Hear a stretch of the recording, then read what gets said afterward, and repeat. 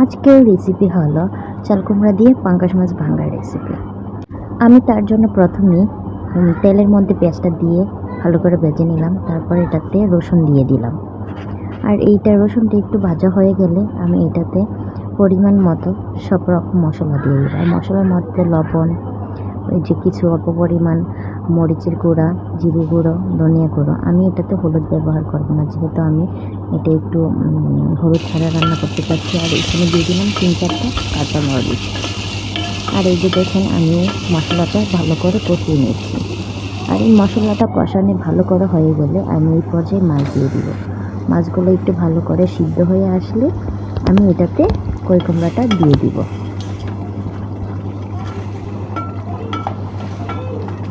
আর এই যে দেখেন আমার মাছটা কি কত সুন্দর করে কষানো হয়ে গেছে।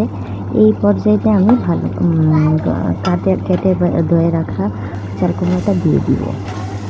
আর এই যে চাল কুমড়াটা আমি দিয়ে ভালো করে নেড়ে মাখিয়ে নেব, যাতে নিচেটা না লেগে যায়। আর যেটা আপনার খুব সূক্ষ্মভাবে করতে হবে, যাতে কোনো পুরো ভয় না থাকে। আর এই যে দেখেন আমি এটাকে ভালো করে মিক্স করে নিলাম। আর যেটা দেখতেও খুবই সুন্দর হচ্ছে, আর খেতে তো কি বলবো, মাশাআল্লাহ খুবই ইয়াম্মি হয়। আর যেটা আমি অনেক পছন্দ করি। একবার আপনারাও এইভাবে রান্না করে ট্রাই করবেন, আশা করি আপনাদেরও ভালো লাগবে।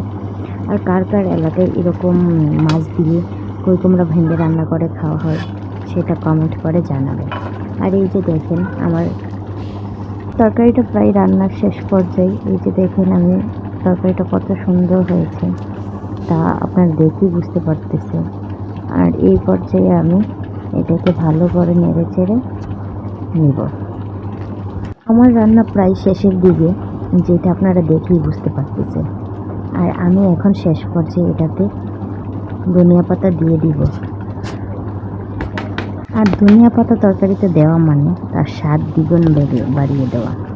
আর যে এই পর্যায়ে আমি ধনিয়া পাতাটা ভালো দিয়ে দিলাম। আর এটাকে ভালো করে মিক্স করি, আমার রান্না শেষ। আর এই যে ফাইনালি দেখুন আমার রান্নাটা কত সুন্দর ও স্পাইসি হয়েছে, খাইতে সেই হবে। ধন্যবাদ সবাইকে।